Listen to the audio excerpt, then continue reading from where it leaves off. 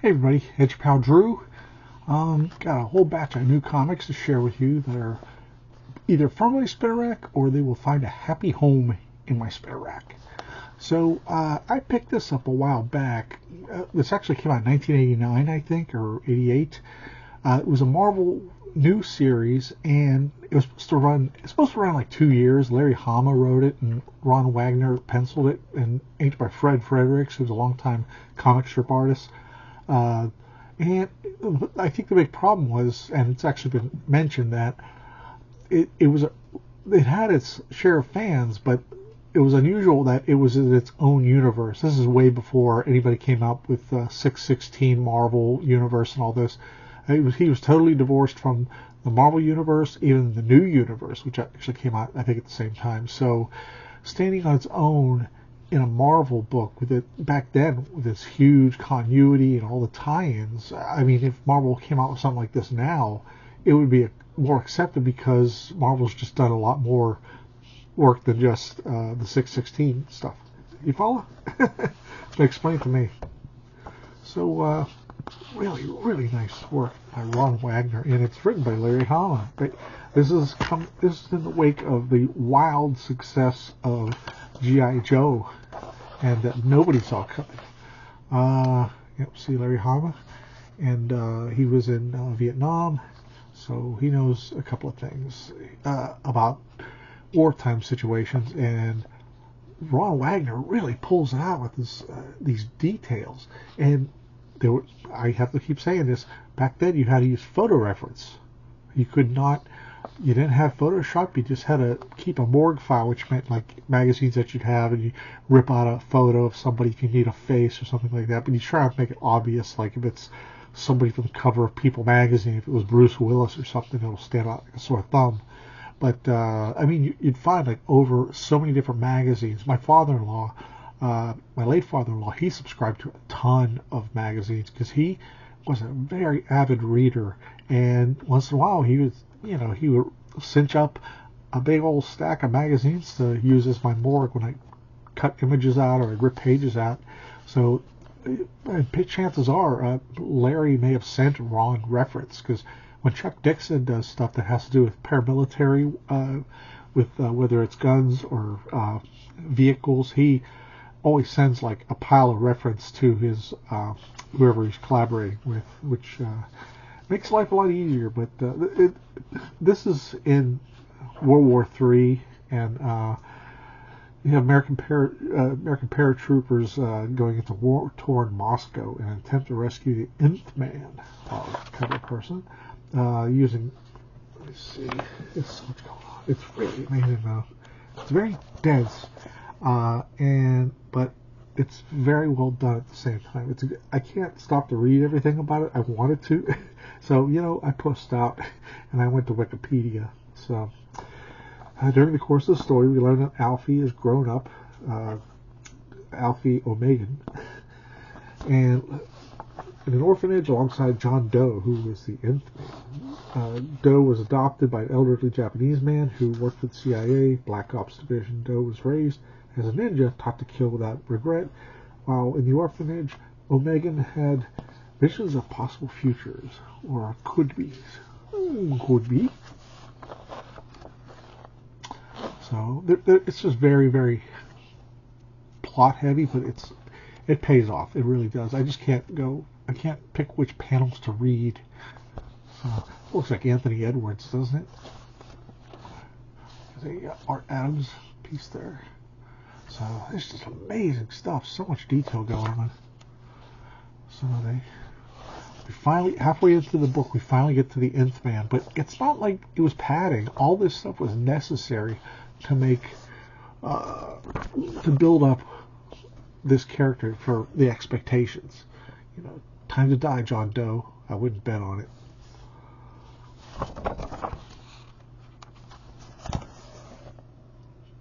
He dodges just enough that they shoot his chains loose. No, he just moves out of the way. No, he's still chained. He tosses his gruel bowl and his spoon to lethal effect. I love this part. He's like, says, having trouble squeezing the trigger, Captain?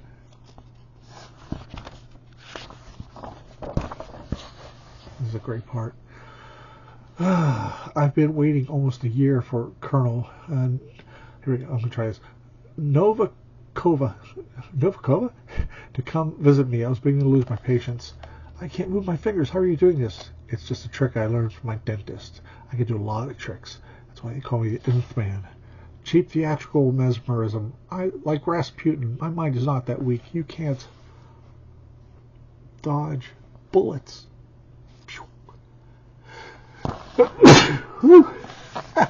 Sorry about that. I couldn't stop that sneeze, but I get maybe it was for dramatic effect. He shot the gun and he just dodged. And so I think what he did was he just, if you have somebody right in front of you and they're confident like that in a very odd situation, it could mess with your. In other words, if I'm looking at somebody, if I'm playing, a staring contest, and I manage to make like I'm jutting aside or whatever, maybe it'll just, the guy's going to shoot where he was, but not where he is. I don't know. It's just me guessing, but great action going on here. And I don't mean action like boom, boom, boom. I just mean the physicality that this story demands is really good. So, but it only lasted 18 issues. They had to kind of cut it short because the sales weren't there. And as I said before, the reasons for that. And we go to my understanding, the very first Ms. Mystic continuity comic by Neil Adams. PC Comics started off, I can't remember if they started off with Kirby or if they started off with the revivals of some of the horror titles. But, man, that's amazing. Amazing use of Zipatone.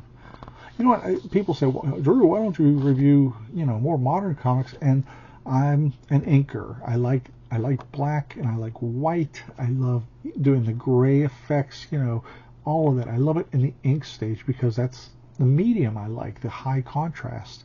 And then, you get the grading as well. But it's like, and now it's basically the colors that are running the show. And it's just not my interest. There's some beautiful stuff out there. I mean, make no mistake, there's a lot of fantastic art from the big two, but I'm old-fashioned. Now that's something really very, very fine lines. And this is done by Neil Adams with assistant by Mike Nasser, lettered by John Costanza, no less, a big-time Marvel DC letterer, colored by Corey Adams, I can't remember, and Joel Adams. So, see, Neil's getting his whole family into learning how to do this stuff. That's beautiful. I like the drop-offs on some of the space stuff. So look at that. That is just amazing. It's hard to pull that kind of thing off right there, that perspective. But Neil knows how to do it. So it basically comes to a character with an environmental message, but it's not just a message, it's more to it. She's kind of proactive in some areas. That's a great kind of a cane face, although there we go. And free at last. Let me try to get a better shot of that. She was some kind of void. How about that? Beautiful. I remember like the second or third issue took like a year or two to do. And I think because PC Comics had gone under within a year.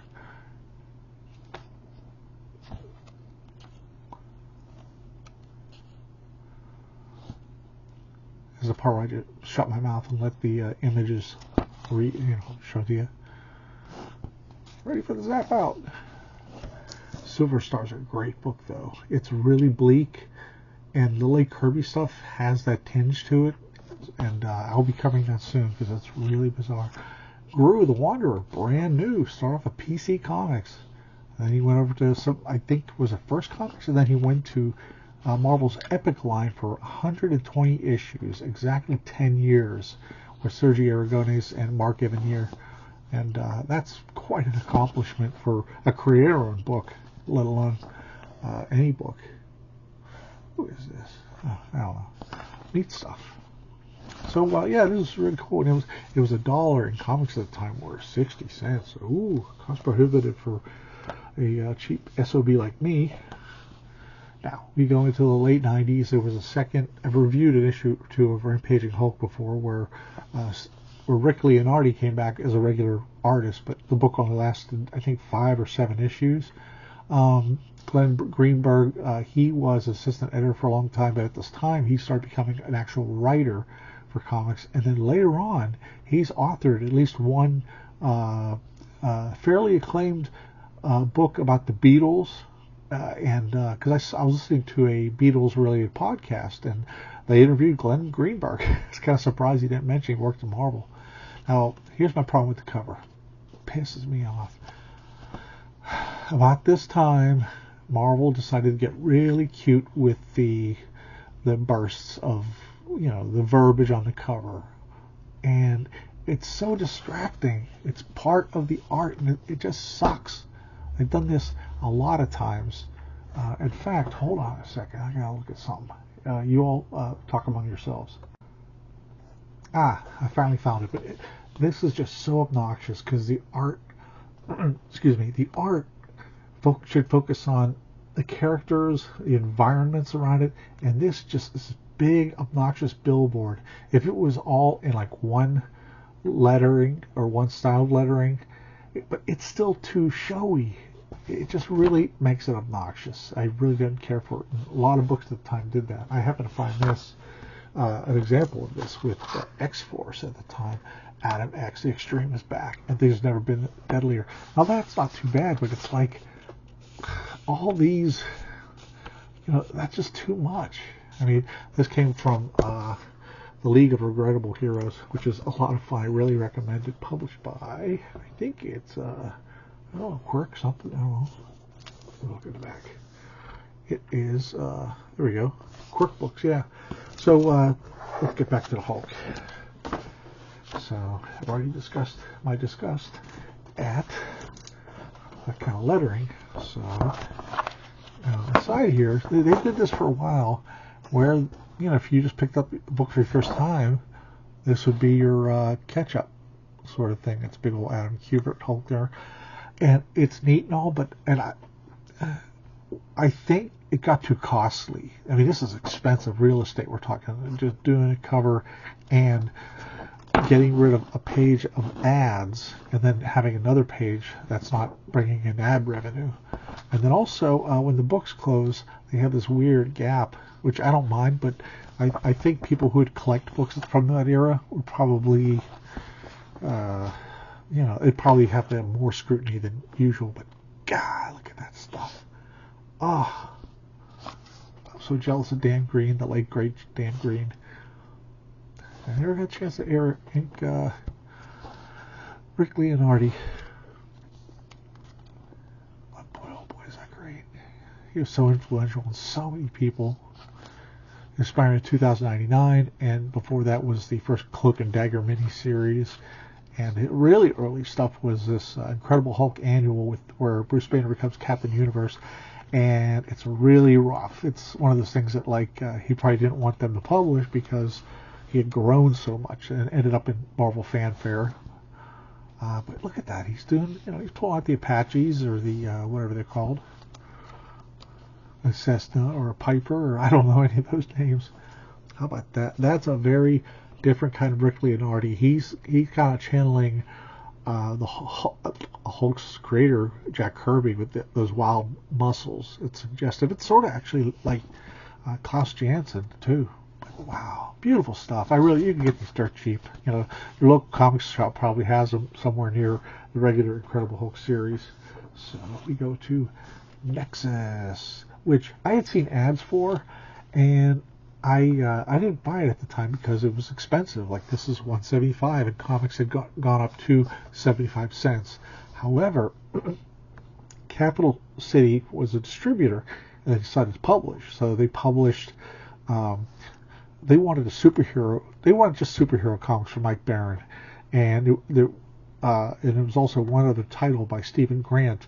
What happened was Stephen Grant, he did Whisper, who was a female ninja, and Mike didn't want to do straight superheroes. He made Nexus, who was this character who he kills mass murderers. He finds them throughout the galaxy, and so he's not really a superhero. He has the trappings and he has the powers, but that's not the case. And then the Badger, he was just like a guy who would like run the streets and kick people's asses if they littered, like that kind of stuff.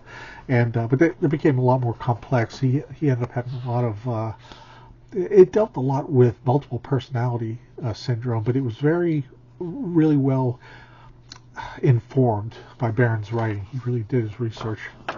So also I picked this up because Capital was gone.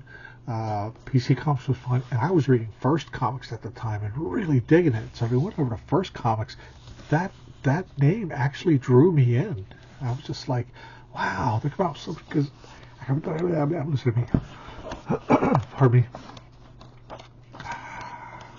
Try to get their list of things. Yeah, here we go. See, John Sable Freelance. You got Grimjack, American Flag, awesome. E-Man with my buddy Mike Bowser. So they had a lot of good stuff. And then this came on with the Badger at the same time. So I didn't, depending on the quality of the book, I would mind spending the money. I was the same way with Alan Moore's Swamp Thing. It cost a little more because it was on better paper. This flashback, Rude is using like a gray wash effect. I mean, I don't know if he's using I'm trying to figure out if he's using that duotone type shading that you would draw on, but then you would brush with a certain chemical that would create this gray area. But maybe just did it with using gray wash, which just be like black ink, and you dip it into water and you thin it out substantially. So he does it with flashbacks great. And so this is my introduction to all three of these characters. There's Judah Maccabee, who is Nexus's biggest fan, and he becomes one of his closest aides. And Steve Rude, right off the bat, a genius. I mean, he knows his musculature, he knows storytelling, and what's really wild is like this is how he interprets stubble, and it's it's all wrong, but I mean it's not really how it is, but it works. I mean, it works in his style. I can't quite describe it. It took me a while to figure out why he was doing that way, but it's just something different. So they end up going to the bowl world, the bowl-shaped world. So there's so much going on here, and I'm like, this is a really incredible. Here we go: American Flag, E-Man, Grimjack, John Sable, Nexus, Star Slayer, Badger. What could be wrong? So I was buying a lot of First Comics. They just didn't have a real, and they didn't slog out a bunch of books at once. That was their smart thing. Later on, like second half of the 80s, they started kind of banging stuff out to various degrees. So, oh my gosh, that's so good.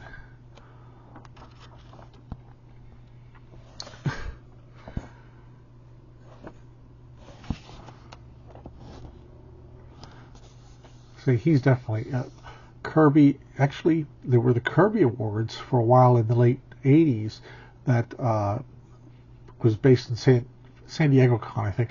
And right off the bat, Steve Rude won a Kirby Award because he pays a lot of homage to Kirby. And he also pays a lot of homage to like Dr. Seuss with some of the character designs. And he also loves Space Ghost. That was his favorite cartoon as a kid. And who doesn't love Space Ghost? I'm not talking Space Ghost coast to coast. I'm talking about the original. I showed this miniseries earlier on in one of my earlier episodes. It might have been on my other channel. So look how they're underwater, like how the wiggly lines and such infer that. You don't really have to explain what's going on. So, so cool. These have been collected all into hardback collections. I think there's 7 or 8 volumes that Dark Horse put out in the mid-2000s or so. So check them out, or keep the original issues. You can get them on the back issue market because it's on Baxter paper, which is it's basically indestructible. So now, Avengers 1.5. Oh, this is the stuff I love. It is a throwback to 1.5 supposed to take place between issue 1 and issue 2. So, issue 1, Hulk joins, kind of like, I got nothing else to do. And then issue 2, he gets very contentious and leaves at the end. So, Roger Stern and Bruce Timm came up with this idea of doing an in-between issue. I love this. You'll gasp at the identity mystery guest villain.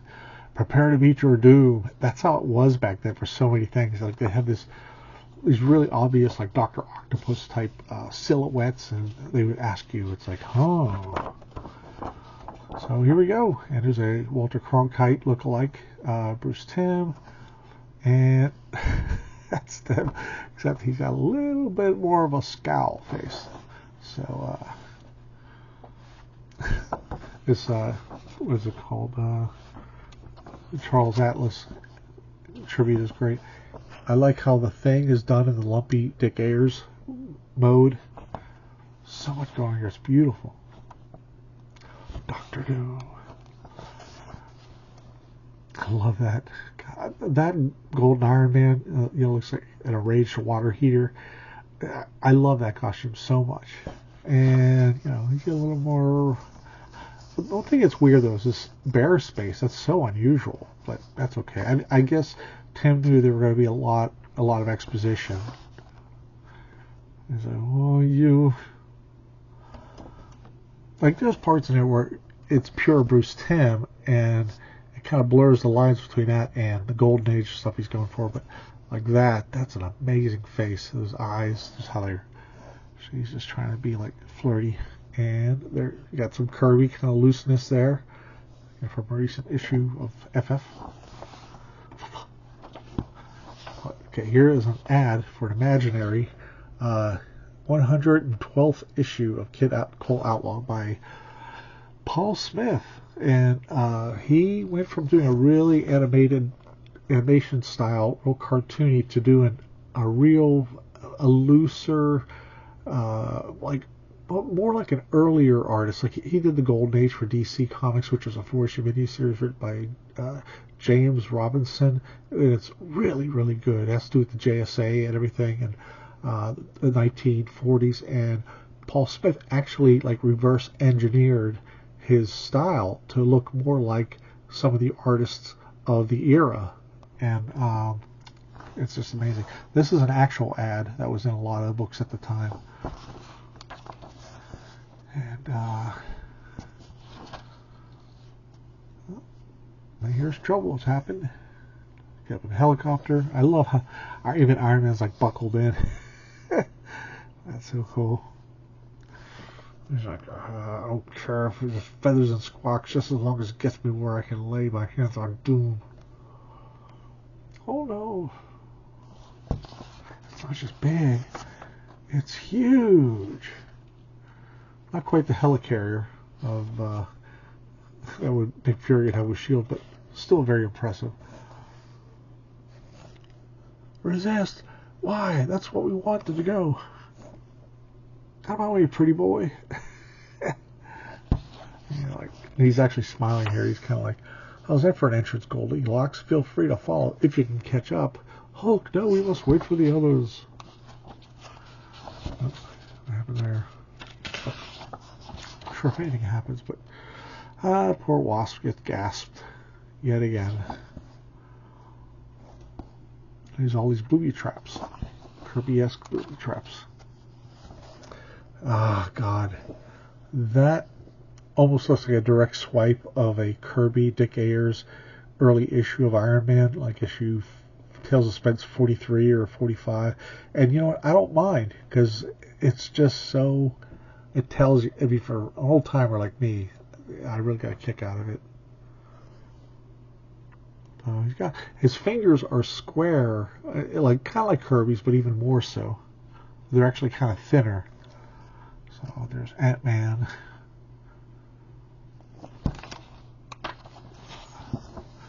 And he gets trapped and he changes into Giant Man. It's for a full story of Ant-Man's new identity is in Tales of Astonishment 49. So this bridges the gap because issue 2, he is Giant Man. And he was in a trap that spun him around. So,